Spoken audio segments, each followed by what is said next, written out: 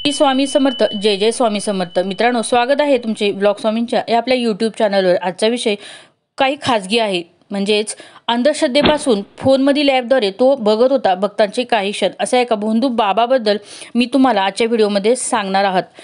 अशा लोकांच्या आहारी जाऊ नका हो. स्वामी सेवा करायची आहे ना, तर अत्यंत मनापासून आणि आपल्या घरात राहून तुम्ही करू शकता. मित्रांनो, हे जे दिसतात ते आहेत भक्तांच्या मोबाईलमध्ये गुपचूप ॲप डाउनलोड करून मोबाईलचा ॲक्सेस घेत त्यांनी त्यांचे खाजगी आयुष्याचे क्षण पाहण्याचा चुकी केली आहे. चित्रीकरण करण्याबाबत या भोंदू बाबाला बावधन पोलिसांनी अटक केली. मृत्यूची भीती दाखवत तरुण भक्तांना वेश्या किंवा प्रेयशीशी शारीरिक संबंध प्रस्थापित करण्यात प्रवृत्त करत होते. मोबाईलद्वारे कॅमेऱ्याद्वारे टिपत होते. अशा फसवणुकीचा उलगडा भक्तांच्या सायबर तज्ज्ञ मित्रामुळे आपल्या सर्वांना समजला. या बाबाचं नाव आहे प्रसाद उर्फ दादा भीमराव तापकर. अत्यंत लहान वयात 29 वय त्यांचं. राहणार सुसगाव, तालुका मुळशी असे अटक केलेल्या बाबांचे नाव. यांचा सुसगावमध्ये खूप मोठा स्वामी मठ आहे. त्यांनी स्वतःच्या राहत्या घरी स्वामींचा दरबार उभा केला होता. अनेक भाविक, अनेक भक्त, विशेष करून लेडीज तिथे खूप मोठ्या प्रमाणात जात होत्या. मी स्वतः त्यांचे इंस्टाग्रामवर, फेसबुकवर, यूट्यूबवर अनेक व्हिडिओ पाहिले. मला पण असं वाटत होतं कधीतरी जाऊन त्यांचं दर्शन घेऊन यावं. कारण त्यांनी सांगितलेली भाकितं, त्यांनी सांगितलेली सर्वांविषयीचे जे संकेत होते, त्यांनी गोरगरिबांना जी केलेली मदत होती, जे विवाह लावून देणं, ओटी भरणं किंवा कोणाचे संकट दूर करणं, हे पाहून मला पण थोडंसं वाटत होतं की आपलं काहीतरी प्रॉब्लेम असेल, शारीरिक त्रास असेल, त्यांच्यापर्यंत जाऊन सांगावा. पण मित्रांनो, जेव्हा 2 दिवसापासून मी त्यांचे व्हिडिओ पाहते ना, तर अक्षरशः अंगावर काटा आला की मला स्वामींनीच ती बुद्धी नाही दिली की त्यांच्यापर्यंत मी जावं. मित्रांनो, अशा भोंदू बाबांच्या तुम्ही खरंच नादाला लागू नका. विशेष करून महिलांनी, तुम्हाला जर स्वामींची सेवा करायची आहे ना, स्वामींची भक्ती करायची आहे ना, घरात राहून करा ना.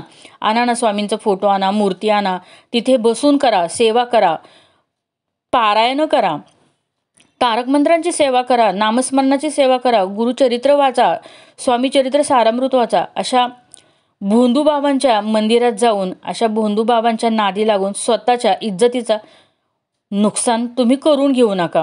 मित्रांनो, ह्या बाबांना बावधन पोलिसांनी अटक केलीच आहे. पण इतकं नीचपणाने वागणारा हा माणूस, खरंच स्वामींच्या नावाचा वापर करून त्यांनी इतका वाईट कृत्य केलंय ना, की हे जर एका तरुणामुळं, सायबरचं माहिती त्या माणसाला खूप होती, त्यांच्यामुळं हा सगळा उलगडा झाला.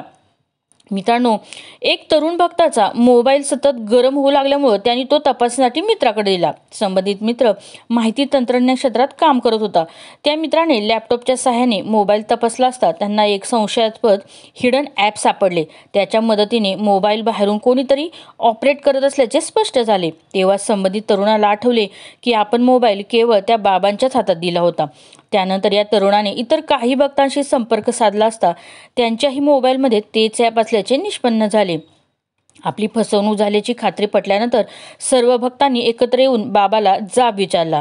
त्यावेळी बाबाची घाबरगुंडी उडाली आणि त्याने तक्रार न करण्याची विनंती देखील केली. मात्र एका तरुणाने डेअरिंग केलं आणि 112 क्रमांकावर कॉल करून याबाबत पोलिसांना सर्व माहिती दिली.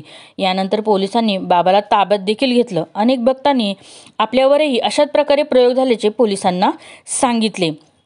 मित्रांनो, ह्या हिडन कॅमेऱ्याद्वारे हा बाबा भक्तांच्या प्रायव्हेट गोष्टी स्वतः लॅपटॉपमध्ये पाहत होता, त्याचे व्हिडिओ तयार करत होता आणि तो अशा भक्तांना, ज्यांना 4-5 महिन्यात त्यांना मृत्यूयोग आहे, त्यांच्याकडनं काहीही प्रकार करून घेत होता. तर असे साधू, महाराज, बाबा ह्यांच्या नादाला नका लागावू. तुम्हाला स्वामी सेवा करायची ना, तुमच्या मनापासून करा ना. जायचं तर अक्कलकोटला जा ना. त्यांच्या मंदिरात, त्या बाबाच्या मंदिरात, मठात जाऊन स्वामी सेवा करायची काहीच गरज नाही. स्वामी सेवेच्या नामाला काळिंबा फासणारा हा बाबा, हा भोंदू बाबा, अशा लोकांच्या खरंच तुम्ही नादाला लागू नका आणि तुमचं स्वतःचं नुकसान करू घेऊ नका. मित्रांनो, घरात राहूनही तुम्हाला स्वामींची सेवा नक्कीच करता येईल. श्रद्धेने, प्रेमाने, रडून स्वामींकडे मागा ना, नक्कीच स्वामी तुम्हाला कोणत्या ना कोणत्या रूपात नक्कीच देणार. मित्रांनो, आजचीच गोष्ट आहे. स्वामी सेवा करत होते, स्वामींची पोथी वाचत होते, स्वामींचं नामस्मरण करत होते. आज मंगळवार होता आणि दारात जोगवा मागण्यासाठी एक बाई आली होती. बघा बरं, माझं पुण्य मला इथं मिळालं. मी तशीच सेवेतून उठून तिला तिचा जोगवा दिला, तिच्या पाया पडले, हळदी कुंकू लावलं, असं असतं. मित्रांनो, तुम्ही तुमच्या अंतर्मनापासून सेवा करा. स्वामी कुठल्या न रूपात तुमच्या दारात येऊन नक्कीच उभे राहणार.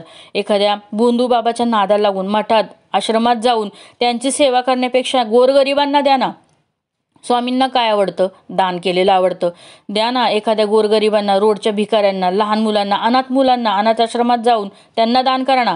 अशा लोकांना 10-10 हजार, 15-15 हजार फी का देता? याचा नुकसान तर तुमचंच आहे ना. अब्रू नुकसान तर तुमचीच होणार ना. त्यामुळं अशा लोकांच्या नादी न लागता गोरगरिबांची सेवा करा. जे असेल तुमच्याकडं ते गोरगरिबांना दान करा, त्यांची सेवा करा. तिथून तुम्हाला स्वामींचं आशीर्वाद नक्कीच मिळणार. मित्रांनो, हा व्हिडिओ तयार करण्यामागचा एकच उद्देश आहे की महिलांनी, विशेष करून महिलांनी, कारण ह्या बाबाच्या नादाला जास्त करून महिलाच लागल्या होत्या. कारण मी स्वतः पाहिलेले व्हिडिओ आहेत की अक्षरशः ह्या बाबांनी कोणत्या ना कोणत्या रूपात येऊन गोरगरिबांचे म्हणजे महिलांचे लग्न लावून दिले, त्यांच्या ओट्या भरल्या, त्यांचं म्हणजे साडी चोळी केली, माहेर पण केलं. पण त्याच्या मागं असा याचा काळा चेहरा होता असं मला पण वाटलं नव्हतं. व्हिडिओ करण्यामागचं कारण सगळं काही असेल, पहिलं अशा छोट्या छोट्या गोष्टींची तुम्ही नक्की लक्ष देऊन काळजी घ्यावं. तुम्हाला अशा छोट्या छोट्या गोष्टी की तो भोंदू बाबा तुम्हाला जर मंत्र म्हणायला लावत असेल आणि एकाग्र राहून डोळे बंद करून बसवत असेल आणि तुमचा मोबाईल मागून त्याचा पासवर्ड पण मागत असेल, तर याच्या मागं नक्कीच काहीतरी असेल ना. तुम्ही काय करता? तुम्ही घरात असेल तर ह्या दिशेला, ह्या कॉर्नरला मोबाईल ठेवा, हे जर तुम्हाला सांगत असेल तर तुम्ही थोडंसं डोकं स्वतःचं पण चालवलं पाहिजेत ना, की हे असं का? मोबाईल झोपताना आपल्या बेडरूममध्ये आपल्या साईडला फिरवून ठेवायचा असं का? हे तुमचं म्हणजे खरंच विशेष करून म्हणजे ना शिकलेल्या लेडीज पण याच्यामध्ये खूप आहेत की त्यांच्या हातनं पण हे असे कृत्य झालेलं आहे. त्यामुळे तुम्ही कोणाच्या आहारी जाऊ नका. तुम्हाला स्वामी सेवा करायची ना, स्वामींचं नामस्मरण करा बास. कोणत्याही भोंदू बाबाच्या नादाला लागून स्वतःचं वाटोळं करून घेऊ नका. मित्रांनो, व्हिडिओ तयार करण्यामागचा उद्देश एवढाच होता. मला कोणाला नावं ठेवायची नव्हती किंवा कोणाबद्दल काही वाईट साईड बोलायचं नव्हतं. फक्त एवढंच सांगते, तुमची श्रद्धा आहे ना स्वामींवर, मग त्यांच्याशीच एकरूप राहा. अशा तशा बाबांच्या नादाला लागू नका. ते सांगतील ते करू नका. जे काय करायचं आहे ते स्वामींशी बोला, डायरेक्ट स्वामींशी बोला. स्वामी बोलतात, आपल्याशी बोलतात, चिठ्ठीद्वारे बोलतात, स्वप्नात येऊन बोलतात, मार्ग दाखवतात. त्यामुळे अशा लोकांच्या आहारी जाऊ नका. हे कसे आहेत हे आपण सांगण्याची गरज नाही. ते स्वामींनी कुठल्या ना कुठल्या रूपात त्यांचं हे भांडं फोडून दिलं आहे. त्यामुळं त्यांच्या हातनं नकळत ज्या चुका झाल्यात त्याची शिक्षा स्वामी माऊली त्यांना नक्कीच देणार, कोणत्या ना कोणत्या रूपात नक्कीच देणार. हां, ते जर खरे असतील ना तर त्यातनं बाहेर पण ते काढतील. आणि ते जर वाईट असतील, त्यांनी जे हे सगळं केलेलं जर खरं असेल तर त्यांना याच्यातली मोठी ना मोठी शिक्षा नक्कीच स्वामी माऊली देणार. मित्रांनो, व्हिडिओ आवडल्यास नक्की लाईक करा आणि तुम्ही पण अशा गोष्टींपासून लांब राहा. श्री स्वामी समर्थ.